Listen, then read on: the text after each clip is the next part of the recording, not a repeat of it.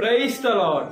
యేసు క్రీస్తు వారి పరిశుద్ధమైన నామంలో మీ అందరికీ వందనాలు, శుభాలు తెలియపరుస్తూ ఉన్నానండి. యెషయా గ్రంథం 48వ అధ్యాయం 18వ వచనం. నీవు నా ఆజ్ఞలను ఆలకింపవలెనని నేనెంతో కోరుచున్నాను. ఆలకించిన ఎడల నీ క్షేమము నది వలెను, నీ నీతి సముద్ర తరంగము వలెను ఉండును అని దేవుని వాక్యం సెలవిస్తుందండి. దేవుని ఆజ్ఞలు అంటే దేవుడు మనకి కొన్ని ఆజ్ఞలు పెట్టారండి. కొన్ని నియమాలు ఉన్నాయి మనకి. ఎప్పుడైతే ఆజ్ఞలు పాటిస్తూ ఉంటామో మనము నెమ్మదిగా ఉంటాం. మనము సముద్ర తరంగం వలె, అదే విధంగా నది వలె నెమ్మదిగా ఉంటామని దేవుని వాక్యం సెలవిస్తుంది. మనుషులకు నెమ్మది చాలా అవసరం అండి. మనము నదిని చూసుకున్నప్పుడు నైలు నదిని మనం చూసుకోవచ్చు. అది బైబిల్లో ఉంది పేరు. ఎక్కడ మనం చూసుకోవచ్చు అంటే మోషే గారి కాలంలో చూసుకోవచ్చండి. మోషే గారిని ఆ జమ్ము పెట్టిలో పెట్టి ఆ నైలు నదిలో ఎప్పుడైతే వాళ్ళు వదులుతారో మోషే గారి తల్లిదండ్రులు, అప్పుడు ఫరో కుమార్తె ఆ మోషే గారిని అంటే ఆ పెట్టిలో ఉండేటువంటి బిడ్డని చూసి తమ కుమారుడుగా వాళ్ళు పెంచుకుంటారండి. అంటే వాళ్ళు మనం చూసుకున్నప్పుడు పాత నిబంధనలో నది చుట్టుపక్కల ఇల్లు ఉండేటువంటి వాడిని చూసుకున్నప్పుడు నీళ్లు ఎక్కడైతే ఉంటాయో అక్కడ ఇటుపక్క అటుపక్క ఇల్లు ఉంటాయి. అదేవిధంగా అక్కడ పొలాలు పండేదానికి అవకాశాలు ఎక్కువ ఉంటాయండి. నీళ్లు సమృద్ధిగా ఉంటాయి కాబట్టి అలాంటి నెమ్మదిని మనకు దయచేస్తారని దేవుని వాక్యం సెలవిస్తుంది. ఈ లోకంలో మనుషులకు కావాల్సింది నెమ్మది మాత్రమే. నెమ్మది లేక అనేక మంది మనుషులు తమ జీవితాన్ని చెడిపేసుకుంటున్నారండి. వాళ్ళకి పిచ్చి పట్టినట్లు అయిపోతుంది. వాళ్ళు ఏం చేస్తున్నారు, మాట్లాడే మాట కంట్రోల్ లేదు, చూసే చూపు కంట్రోల్ లేదు, నడిచే నడక కంట్రోల్ లేదు, చేసే క్రియ కంట్రోల్ లేదు. అవుట్ ఆఫ్ కంట్రోల్లోకి వెళ్ళిపోయి వాళ్ళు చాలా ఇబ్బందులకు లోనైపోతున్నారండి.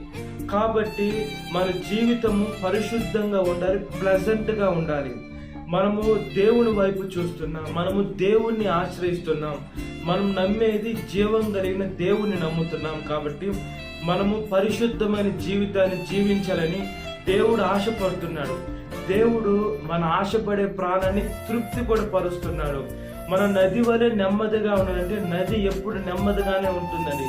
సముద్రం దగ్గరికి వెళ్తే ఒక ఘోష వినిపిస్తుంటుంది, అలలు సౌండ్లు వినిపిస్తూ ఉంటాయి. మనము ఒకరితో ఒకరు మాట్లాడుకోవాలన్నా మాట్లాడుకోలేని పరిస్థితి. అంటే అక్కడ ఆ సముద్ర తరంగాలు శబ్దం ఎక్కువగా ఉంటుంది. నది అలా కాదు, నెమ్మదిగా ప్రవహిస్తూనే ఉంటుంది. అలాంటి నెమ్మది జీవితాన్ని దేవుడు మన నదితో పోల్చారండి. దేవుడు కొన్ని పోలికలు మనకి చూపించారు, ఇలా ఉంటావు నీ జీవితం అని. అదేవిధంగా ఇంకొక నది ఉందంటే జీవ నది. మన హృదయంలో దేవుడు జీవ నదిని ప్రవహించాలని దేవుడు ఆశపడుతున్నాడండి. జీవ నది అంటే అది భూలోకంలో దొరుకుద్దా, ఎక్కడ దొరుకుద్ది, పరలోకంలో దొరుకుద్దా అని మనం చూసుకున్నప్పుడు దేవుడు జీవ నదిని నేను నీలో ప్రవహింప చేస్తానని దేవుని వాక్యం సెలవిస్తుంది. మన జీవితము నెమ్మదిగా ఎప్పుడైతే ఉంటుందో, సుఖంగా ఎప్పుడైతే ఉంటుందో అప్పుడు దేవుడు కార్యాలు చేస్తారండి. ఆ కార్యాలు ఎంత గొప్పగా ఉంటాయంటే మన కంటికి కనపడు, మనకి చెవుకి వినపడు, మన హృదయానికి గోచరం కానటువంటి అద్భుతాలు చేస్తారు. దేవుడు పరిశుద్ధమైన దేవుడు, సత్యమైన దేవుడు. దేవుడు మాట అవునంటే అవునుగా ఉంటుంది, కాదంటే కాదుగా ఉంటుంది. కాబట్టి మన జీవితము దేవునికి సమర్పించుకోవాలి. మనము యేసు వైపే చూడాలి. ఈ లోకంలో అటు ఇటు చూసినా లేదా మనం ఇబ్బందుల్లోకి వెళ్ళిపోతాం. కాబట్టి మన జీవితం యావత్తు ఎప్పుడైతే దేవునికి సమర్పిస్తామో దేవుడు మన జీవితాన్ని నెమ్మది పరిచేటువంటి దేవుడు అండి. ఈ లోకంలో గొప్ప వారు కూడా నెమ్మది లేక అంటే శాంతి లేక అనేక మంది మరణానికి లోనైపోతున్నారు. మరణంలో వెళ్ళిపోతే అంత అయిపోద్ది అనుకుంటున్నారు. మనుషులు చాలా తెలివి తక్కువ ఆలోచనలో ఉన్నారండి. మరణం తర్వాత జీవితం స్టార్ట్ అవుతుందని బైబిల్ వాక్యం సెలవిస్తుంది. ఆ బైబిల్ వాక్యము రెండో మరణంలోకి నుంచి మనల్ని కాపాడాలంటే ఈ లోకంలో మనము శాంతిగా బ్రతకాలి, దేవుని వాక్యానుసారంగా బ్రతకాలి, అదేవిధంగా ఆజ్ఞలు పాటించాలి.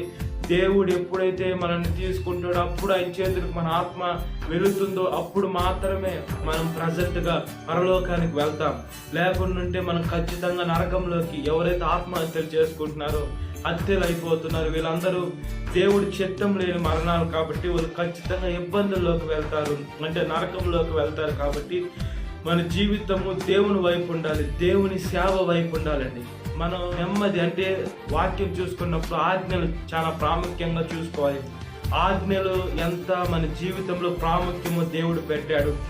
ఆజ్ఞలు పాటిస్తేనే మనకు నెమ్మది కలుగుతుంది. ముందు ఆజ్ఞలండి. దేవుడు చెప్పిన మాట వింటేనే మనకు కలుగుతుంది.